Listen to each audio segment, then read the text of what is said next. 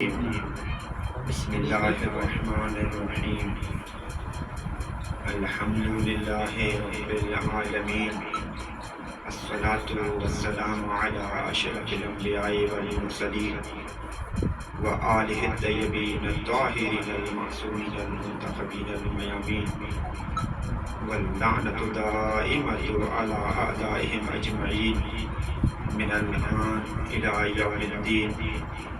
اما بعد فقد قال رسول اللہ صلی اللہ علیہ وآلہ وسلم حسین منی وانا من الحسین صلوات اہل بیت.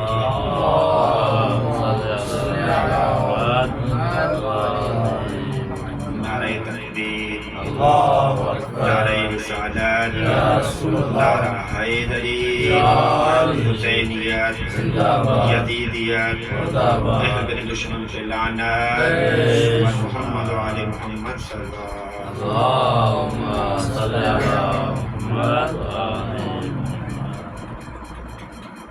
انتہائی قابل احترام شخصیات میرے سامنے تشریف آور ہے، ان کی اجازت سے ابتدا کرتا ہوں. میں نے تقریر کا جو عنوان قرار دیا وہ کائنات کے رسول کی مشہور و معروف حدیث ہے.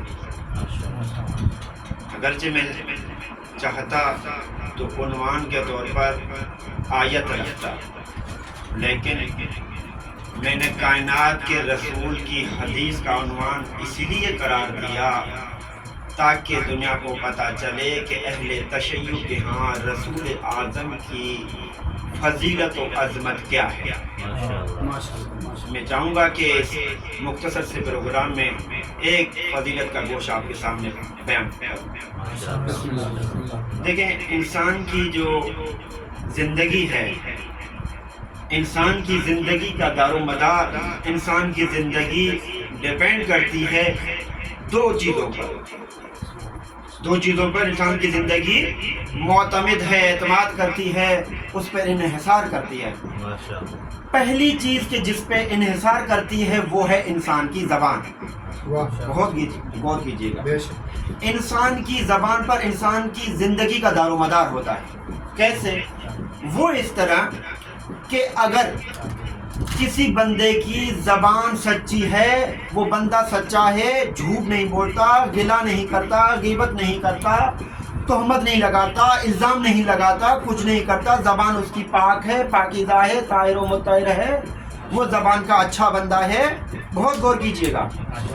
تو اس زبان کی وجہ سے ہم کہتے ہیں یار یہ زبان کا بندہ سچا ہے. دوسری جہت سے اگر اس کے کام خراب ہیں، کام برے ہیں، تو انسان اس کی زبان کی وجہ سے یہ طرفداری کرتا ہے کہ بھائی اس کے کام جیسے بھی صحیح، بھلے برے ہی صحیح، لیکن چونکہ یہ زبان کا سچا ہے، اگر اس نے کہہ دیا ہے کہ میں نے نہیں کیا تو یار نہیں کیا ہوگا. کیوں؟ کیونکہ وہ زبان کا سچا ہے. یعنی اس کا مطلب ہے ہم اس کے کاموں سے چشم پوشی کریں گے، اس کی زبان پہ یقین کریں گے. مثال کے طور پر عام مثال دیتا ہوں، سادہ سی مثال، کہ اگر کسی کی چوری ہو گئی اور کوئی کہے کہ یہ فلاں نے چوری کی ہے، لیکن فلاں بندہ زبان کا بہت اچھا ہے، کام جیسے بھی ہو، زبان کا سچا ہو، اگر وہ زبان سے کہہ دے کہ میں نے چوری نہیں کی ہے، اگرچہ کام برے تھے لیکن آپ کہیں کہ نہیں یہ زبان کا اتنا پکا آدمی ہے، کہہ دیا تو نہیں ہوگا ایسا. جو کہہ دیا کہ میں نے چوری نہیں کی تو نہیں کی ہوگی. یہ ہو گیا ایک طرف کہ انسان کی زندگی اس پہ منحصر ہے، زبان پر. دوسرا حصہ اس کے برعکس ہے. کیسے؟ انسان کی زندگی کا دار و مدار ہے اس کے افعال پر، زبان پہ نہیں، اس کے افعال پر. زبان کا برا ہے، جھوٹ بولتا رہتا ہے، اس کے غیبت کرتا رہتا ہے، الزام تہمتیں لگاتا رہتا ہے، لیکن افعال ایسے ہیں کہ بہت معتمد شخص ہے، اس کے کام بہت اچھے ہیں.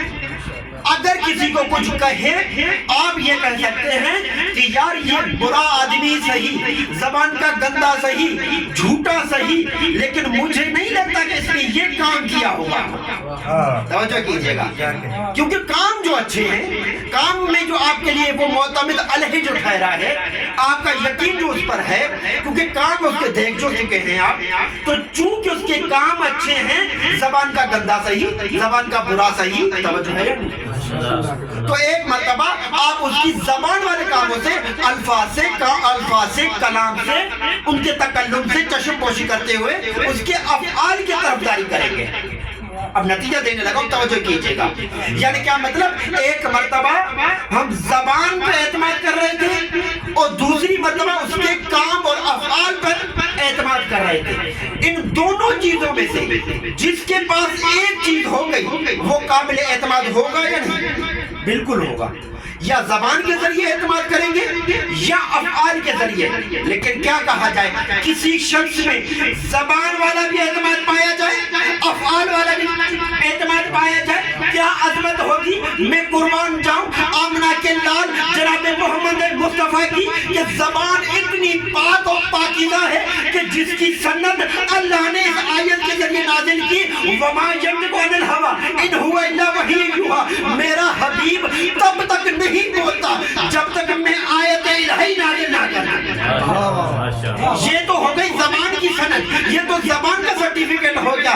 افعال کی طرف نظر کریں تو اللہ سورہ میں فرماتا ہے وَمَا رَمَيْتَ إِذْ رَمَيْتَ وَلَكِنَّ اللَّهَ رَمَىٰ۔ اے حبیب جو کنکریاں تم نے پھینکی ہیں یہ تجھ نے اللہ نے پھینکی ہیں۔ نعرہ حیدری آباد رہے۔ تو زبان کے ذریعے بھی سنت اللہ نے لے لی اور افعال کے ذریعے بھی سنت اللہ نے لے لی۔ اب جب یہ سمجھ چکے آپ کہ جس کی زبان کی سنت اللہ لے، افعال کی سنت بھی اللہ لے، وہ قابل اعتماد شخصیت فرما رہی ہے حسین مجھ سے ہے، میں حسین سے۔ وہ رسول اعظم فرما رہے ہیں حسین مجھ سے ہے، میں حسین ہوں۔ پتہ نہیں کتنی تشریح ہے اس جملے کی۔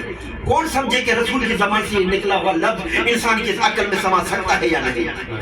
لیکن ایک مختصر انتہائی مختصر آپ کے سامنے اس کی تشریح بیان کرتا ہوں۔ حسین مجھ سے ہے، یہ تو صحیح ہے کہ پوتا نانے سے ہے، لیکن نانا پوتے سے کیسے ہے؟ اب دیکھیے گا یہاں ذات کی بات نہیں ہو رہی، یہاں پر ذات کی بات نہیں ہو رہی، یہاں اس عظیم مقصد کی بات ہو رہی ہے کہ جو خدا نے رسول اللہ کو سونپا تھا۔ یعنی رسول یہ کہنا چاہ رہے ہیں حسین مجھ سے ہے ٹھیک ہے، لیکن میں حسین سے ہوں، یعنی رسالت کا محافظ حسین ہے، نبوت کا محافظ حسین ہے، اللہ کے دین کو بچانے والا حسین ہے۔ میں حسین سے واقعاً ایام حسینی چل رہے ہیں۔ آپ غور تو ذرا کیجئے، یہ جو کہتے ہیں نا کہ حسین یزید کے سامنے کیوں نہ جھکا، اتنی قربانیاں کی، اتنی مصیبتیں صعوبتیں برداشت کی، جھک جاتے، بیعت کر جاتے، کیا ہوتا؟ تو بھائی یزید کی جب اتنے سارے لوگوں نے بیعت کر رکھی تھی، اکیلے حسین نے جب بیعت نہیں کی تھی تو یزید کا کیا نقصان ہو رہا تھا؟ توجہ کیجئے گا، ایک بندے اکثریت نے تو کر رکھی تھی۔ آج کل کے زمانے میں دیکھ لیں جہاں 99% جب کی بیعت ہو چکی ہو، وہ کامیاب ہو چکا ہو، 1% کی کیا ویلیو ہے؟ تو بار بار اصرار کیوں تھا کہ حسین میری بیعت کرے؟ کیا اس کو اس حسین کی ذات کی کمی تھی؟ حسین کے ووٹ کی کمی تھی؟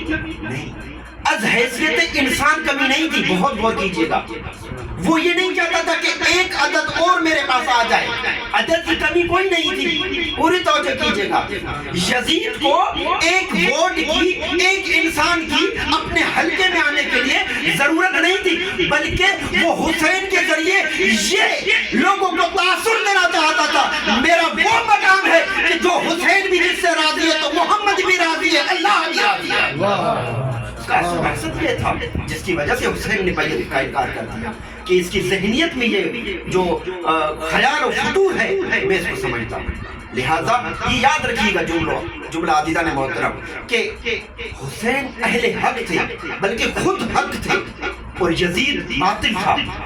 یہ دنیا کا دستور ہے کہ کبھی بھی حق یا اہل حق، اہل پرست، اہل باطل کے، باطل پرست کے تابع نہیں ہو سکتا۔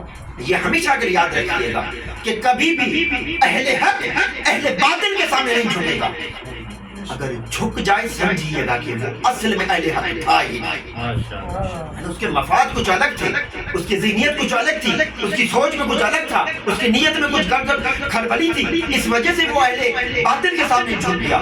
لیکن حسین جیسا مولا، حسین جیسا امام جو بابصیرت ہو، وہ کیسے ہو سکتا کہ اہل باطل کے سامنے جھک کر بیعت کرے؟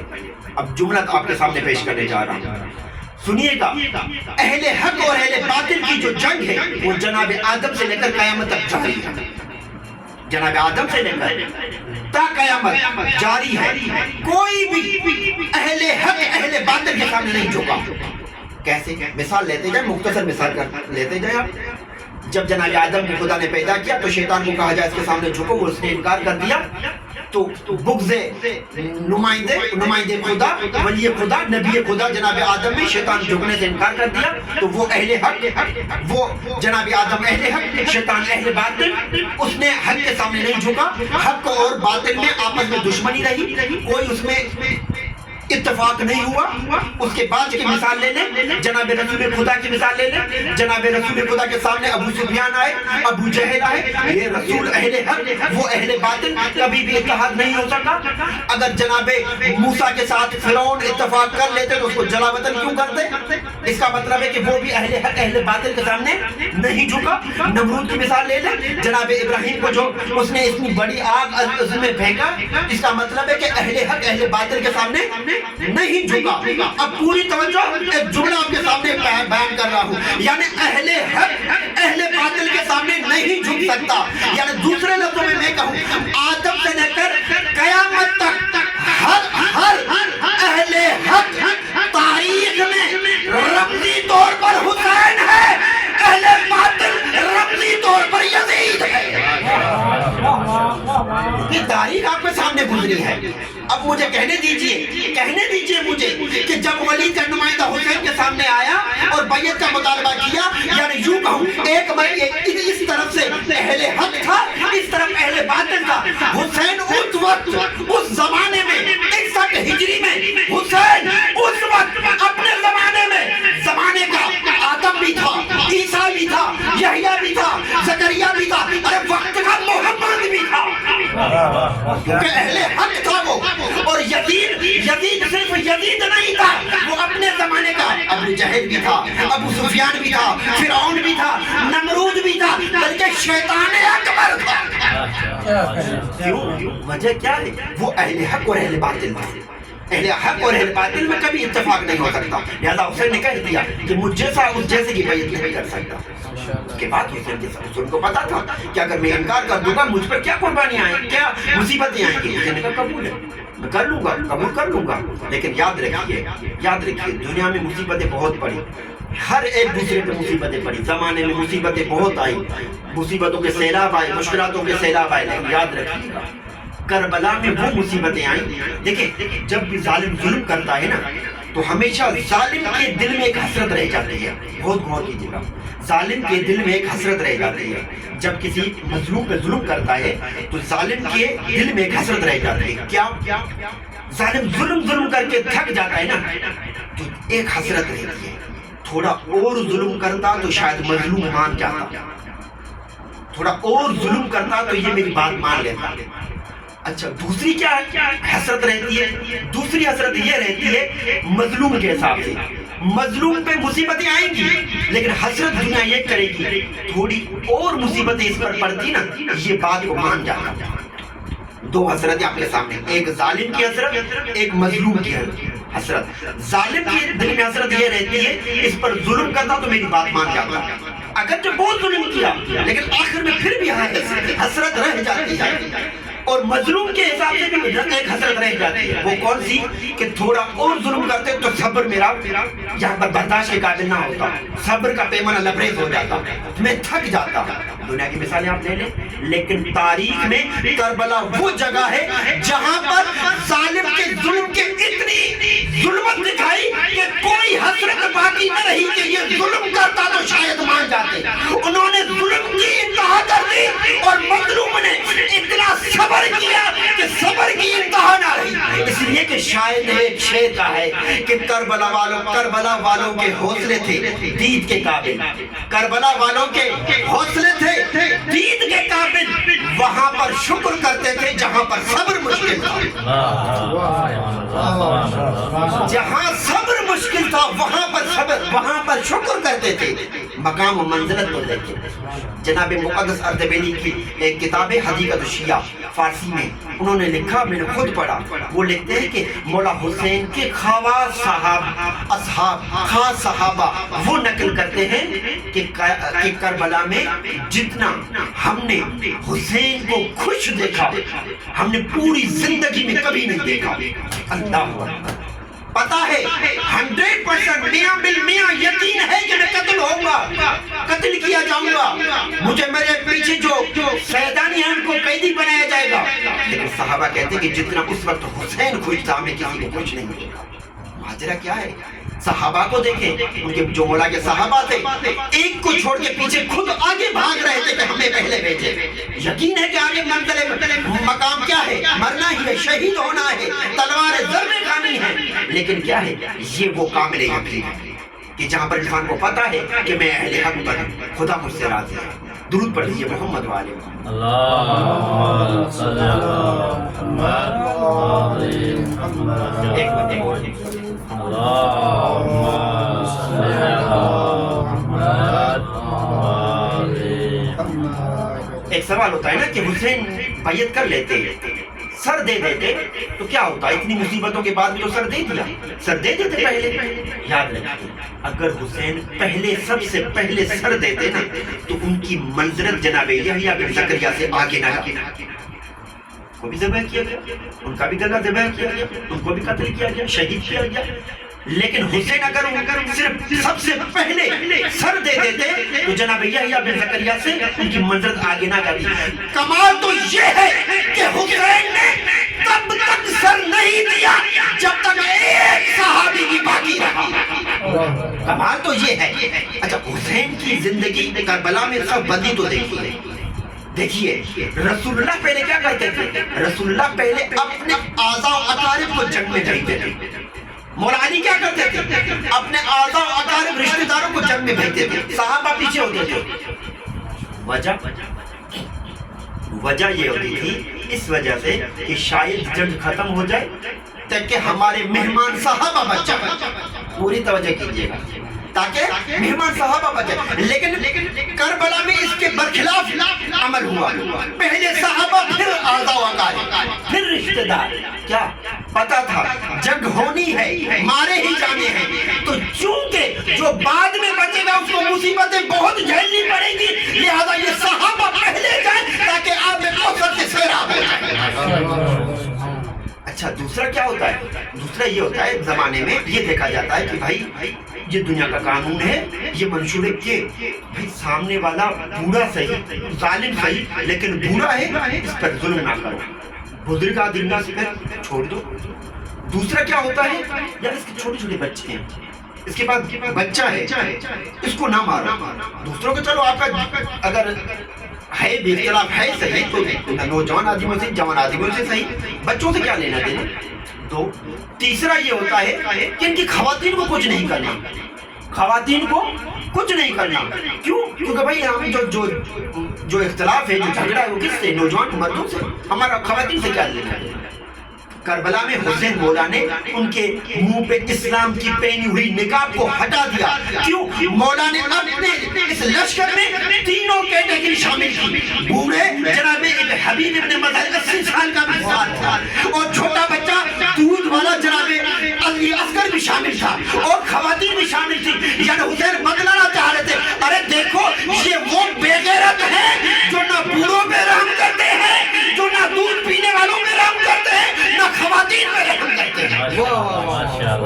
حسینیات حسینیات یزیدیات یزیدیات آواز بلندتر صلوات اللهم صل على محمد وآل ابھی عالم نے بہت ترقی کر دی ہے، دنیا بہت آگے پہنچ چکی ہے. اگر پاکستان میں علاج نہیں ہو رہا تو کہیں اور لے کر جائیں، کسی دوسرے ملک میں لے کر جائیں، کہیں اور نہیں جا رہا تو امریکہ میں، یورپ میں، جاپان، آسٹریلیا وغیرہ میں لے کر جائیں تاکہ ہمارا بندہ بچ جائے. بھائی ڈاکٹری نے اتنی ترقی کر لی ہے کہ انسان زندگی بچانے کی خاطر کیا سے کیا کر جاتا ہے. بہت پرہیز کرتا ہے کہ یہ نہ کھاؤں وہ نہ کھاؤں، کہیں نقصان نہ ہو جائے، یہ احتیاط کروں. کورونا کا زمانہ آپ نے دیکھا کتنی احتیاط برتی جا رہی تھی، ہر کسی کو اپنی جان پیاری تھی، ہر کوئی یہ چاہ رہا تھا کہ میں بچ جاؤں. گھر میں کتنے برس تک، کتنے دنوں تک رہتا تھا تاکہ کورونا سے بچ جاؤں. اس کی طرح بہت ساری اور وباؤں کی مثال لے لیں. یعنی خلاصتاً مختصراً انسان یہ چاہتا ہے میں بڑی زندگی اپناؤں، بڑی سے بڑی زندگی ہو، میں جلدی نہ مروں. اس مرنے سے بچنے کے لیے پتہ نہیں کیا کیا کرنا چاہتا ہے. توجہ ہے یا نہیں؟ یہ ایسا ہے کیا نہیں؟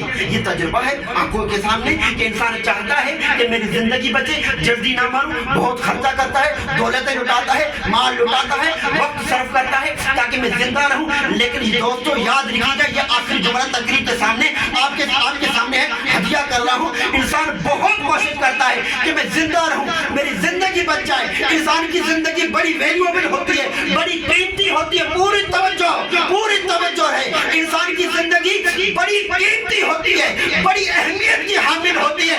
لیکن کربلا میں اس زندگی کی جو توہین ہوئی ہم نے تاریخ میں نہ پڑھی. حسین چراغ بجھا کر کہتا تھا صحابیوں زندگی دے رہا ہوں جاؤ. وہ لیتے نہیں تھے، کہتے تھے ہمیں زندگی نہیں موت چاہیے. نعرہ حیدری. یہ زندگی کی توہین حسین دے رہے ہیں کہ چلے جاؤ، وہ واپس کر رہے ہیں کہ حسین ہم نہیں جائیں گے. تمہاری محبت میں ایک مرتبہ مارے جائیں، اٹھائے جائیں، مارے جائیں، ہمیں قبول ہے. یہ کیا تھا؟ یہ حسین کا عرفان تھا جو انہیں سمجھ نہیں آتا. یہ حسین کی وہ عظمت ہوتی، حسین نے وہ ان کو عرفان دکھایا تھا کہ اصحابہ اس پر عاشق ہو چکے. بس دوستو، عزیزو، بزرگو،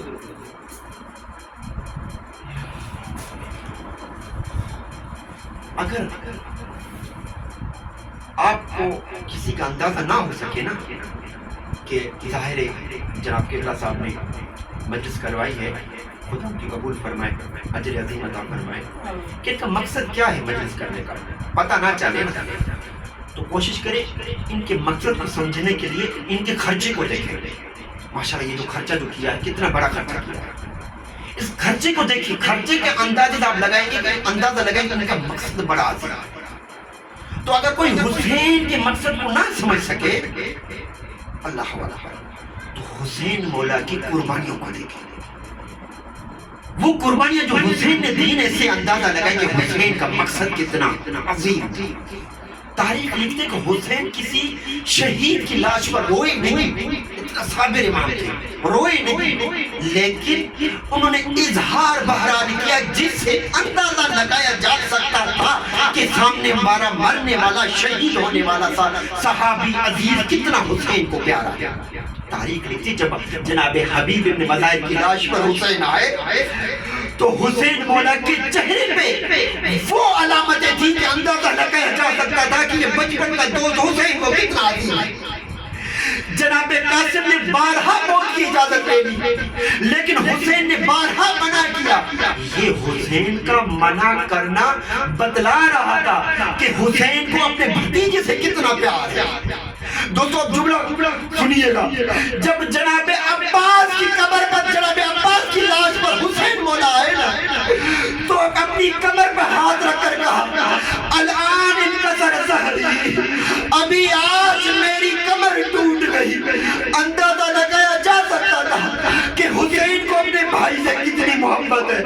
دوستو عزیزوں مجھے معاف کر دینا، ایک رشتہ دار حسین کا ایسا ہے کہ جب حسین اپنے بیٹے کی اس شہید لاش پر پہنچے تو آواز دینے لگے بیٹا علی اکبر آواز دو، تمہارے بعد میری آنکھوں کی بینائی چلی گئی. مجھے میں فرمائش کی گئی ہے چند مصائب کے جملے جناب علی اکبر کے سامنے آپ کے سامنے پیش کروں. دوستو کون ہے جناب علی اکبر؟ وہ جناب علی اکبر ہے کہ جناب علی اکبر کے لیے جناب لیلا کہتی ہے کہ جوانی کے دن تھے کہ جب جناب علی اکبر سوتے تھے نا، امام حسین رات کو اٹھ کر جناب علی اکبر کے بستر کے سامنے اس کو تکتے دیکھتے تھے. جناب لیلا کہتی ہے میں رات کے ٹائم اٹھ کے دیکھتی تھی، کہتی تھی کون ہے وہ ہستی جو میرے بیٹے کو نیندیں خراب کر رہی ہے. حسین کہتے تھے لیلا ذرا آہستہ بول، مجھے اپنے بیٹے علی اکبر کی محبت سونے نہیں دے رہی. دوستو کون ہے جناب علی اکبر؟ وہ جناب علی اکبر ہے کہ ایک مرتبہ جب اس کی ولادت ہوئی تو حسین بڑے خوش تھے کہ ہمیں نانا جیسا شبیہ ایک بچہ پیدا ہوا ہے. جناب زینب الکبریٰ آ کر کہتی ہے حسین اس بیٹے کی محبت میں تو سب کچھ آج دے رہا ہے؟ کہہ رہا ہاں میں دے رہا ہوں. تو حسین کو کہنے لگی حسین بھیا آج جو کچھ مانگوں تم دو گے؟ کہنے لگے ہاں بہن جو مانگنا ہے مانگو.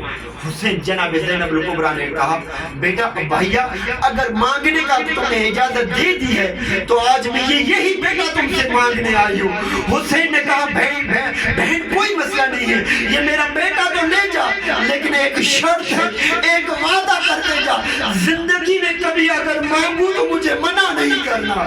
بس دوستو 3 دن کا علی اکبر جناب زینب لے کر چلی اور پالتی رہی اور دیکھتی رہی کہ حسین کب مجھ سے مانگتا ہے. جناب وہ حسین جب 10 محرم کا دن آیا، اب حسین مولا جناب زینب کے خیمے میں آئے، کہنے لگے زینب تمہیں یاد ہے نا میں نے تمہیں ایک امانت دی تھی؟ کہنے لگی ہاں بھیا ایک یاد ہے. تو بی بی زینب مولا حسین کہنے لگے کہ بہن میں وہ امانت لینے آ رہی ہوں. تو جناب زینب کبریٰ نے کہا بھیا تم نے جو مجھے امانت علی اکبر دی تھی نا 3 دن کا تھا، آج وہ 18 برس کا ہے. 18 برس میں نے ان کو پالا ہے، بڑے نازوں سے پالا ہے. ان کو جب لے کر آئی نا تو کہتی ہیں ان کے کرتے اور قمیض پر جب مٹی لگتی تھی وہ مٹی میں صاف کرتی تھی. حسین جیسا علی اکبر دے رہی ہوں ویسا میں تم سے لوں گی. جناب حسین کہنے لگے اب جناب علی اکبر کی قمیض پر مٹی نہیں ہے، اس کی خون سے حسین کی قمیض کو رنگین ہونا ہے. بس دوستو جناب علی اکبر آ گئے. اب مختصر جب میں ایک ودا 3 ودا ہیں الوداع ہیں جناب علی اکبر کے، ایک ودا آپ کے سامنے پڑھتا ہوں. تاریخ لکھتی ہے کہ جناب علی اکبر جناب حسین سے جب الوداع کر کے چلے نا، جب گھوڑے پر لے کر آگے چلے، ایک مرتبہ حسین کہنے لگے بیٹا علی اکبر جب جا رہے ہو نا پیچھے مڑتے دیکھتے رہنا تاکہ میں آپ کی زیارت کرتا رہوں. دوستو تاریخ نے لکھا جناب علی اکبر کا گھوڑا ادھر سے چلا، پیچھے سے آپ کا اور میرا مظلوم امام پیچھے دوڑا. جب آگے گھوڑا بھاگنے لگا حسین نے بھی بھاگنا شروع کیا. جب گھوڑا تیز دوڑا آپ کا اور میرا مظلوم امام کبھی سیدھی طرف گرتا ہے، کبھی بائیں طرف گرتا ہے، کبھی امامہ گرتا ہے، کبھی زمین کے منہ میں گرتا ہے. جناب علی اکبر کے سامنے کالے برقع والی ایک بی بی کہتی ہے علی اکبر گھوڑا روک، انصاف تو کر، کہیں تمہارے مرنے سے پہلے میرا غریب نہ مر جائے. جناب علی اکبر نے گھوڑا دے کر روک کے دیکھتے ہیں پیچھے بابا آ رہے ہیں، چہرے پہ مٹی کے نشان ہے. کہنے لگے بابا اگر یہ بات ہے تو میں نہیں جاتا مرنے. کہنے لگے بیٹا مرنے کی اجازت تو میں نے دے دی ہے، لیکن یہ بات کی محبت ہے جو مجبور کر رہی ہے. ایک عالم نے پڑھا 37 مرتبہ حسین مولا نے جناب علی اکبر کو گھوڑے سے اتار کر ایک مرتبہ گلے لگایا، پھر جانے دیا، پھر اتار کر گھوڑے سے پھر گلے لگایا. 37 مرتبہ یہ عمل کیا. ایک مرتبہ علی اکبر کہنے لگے بابا آ جاؤ گھوڑے پر بیٹھو، میں تمہیں واپس خیموں کی طرف جانے چھوڑ کر آتا ہوں. جناب حسین نے کہا بیٹا اب تمہیں اجازت ہے، اب جانے لگا ہوں. جب جناب علی اکبر کا گھوڑا دوڑا ایک مرتبہ وہ آواز آئی، ہر شہید نے یہ سلام کیا السلام علیکم یا مولا، اے مولا میرا تم پر سلام. تاریخ لکھتی ہے مولا علی اکبر نے اس کے الٹ سلام کیا، کہا علیک السلام یا بتا، آخری سلام ہو. شاید علی اکبر یہ سوچ رہے بابا صبح سے لاشیں اٹھا کے تھک گئے ہیں،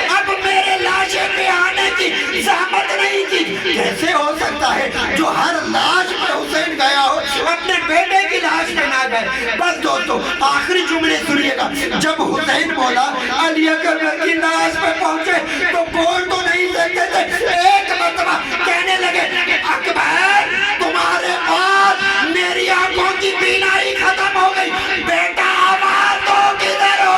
ایک مرتبہ آواز آئی بابا، ایک مرتبہ حسین نے دیکھا کہا علی اکبر، جب جو دیکھا حسین نے علی اکبر کے سینے میں برچی لگی ہوئے، کہنے لگا بیٹا کوئی درد تو نہیں ہو رہا، کوئی تکلیف تو نہیں ہو رہی؟ علی اکبر ذرا آپ صبر کرنا، یہ میں برچی نکالنے لگا ہوں۔ ایک مرتبہ میرے غریب امام نے اپنا امامہ کمر پر باندھا اور اپنا گھٹنا کربلا کی زمین پر ٹیکا، نجف کی طرف منہ کر کے کہا یا علی مدد۔ ایک مرتبہ علی اکبر کو کہنے لگے بیٹا ذرا اوپر دیکھ، میرے نانا تمہیں داد دینے آئے ہیں، میرے بابا تمہیں داد دینے آئے ہیں، میری مظلوم ماں تمہیں داد۔ ایک مرتبہ کہنے لگے حسین اے نئے دادا ابراہیم ذرا حسین کا امتحان دیکھ، اے اسماعیل ذرا حسین کا امتحان دیکھ، میری آنکھوں میں کوئی پٹی نہیں ہے، میرے ہاتھ کوئی لرز نہیں۔ ایک مرتبہ حسین مولا نے جناب علی اکبر کی برچی نکالی، جب برچی نکل گئی اب حسین مولا جناب علی اکبر کا لاش نہیں اٹھا سکتے تھے۔ کیسے ہو سکتا ہے کہ جناب علی اکبر کو ایک نوجوان بیٹے کو بوڑھا باپ اٹھائے؟ ایک مرتبہ حسین مولا نے جناب علی اکبر کو کہا، بس آخر جملہ سنیے گا، کہا بیٹا علی اکبر ذرا اپنے بوڑھے باپ کی کچھ مدد کرو۔ کہا بابا حکم فرمائیے۔ کہا اپنی باہیں میرے گلے میں ڈال دو، میں تجھے کرب میں تجھے خیموں کی طرف لے کر جاؤں۔ تاریخ لکھتی ہے حسین نے علی اکبر کو ایسے اٹھایا کہ جناب علی اکبر کے قدم سے کربلا کی زمین پر خط کھینچے آ رہے تھے۔ ایک مرتبہ علی اکبر کہنے لگے بابا بابا کہاں لے کر جا رہے ہیں؟ کہا میں اپنے بہنوں کو تمہارا دیدار کروانے جا رہا ہوں۔ آخری جملہ سنیے گا، جناب علی اکبر کہتے ہیں بابا آخری وقت میں اپنی بہنوں کا سوچا، میری بہن کا نہیں سوچا، مدینہ میں وہ میرا انتظار کر رہی ہوگی۔ ایک مرتبہ حسین نے دو انگلیوں میں دکھایا، کیا دیکھا ہے؟ ایک 4 سال کی بچی جناب سغرا حسین جناب علی اکبر کے پیر کے نقش کے قدم نقش پر اپنا رخسار رکھ کر کہہ رہی ہے علی اکبر کب آؤ گے؟ تمہاری شادی کروں گی، تمہارے ہاتھوں پہ مہندی لگاؤں گی۔ الا ولعنۃ اللہ علی القوم الظالمین وسيعلمون الذين ظلموا أي منقلب ينقلبون۔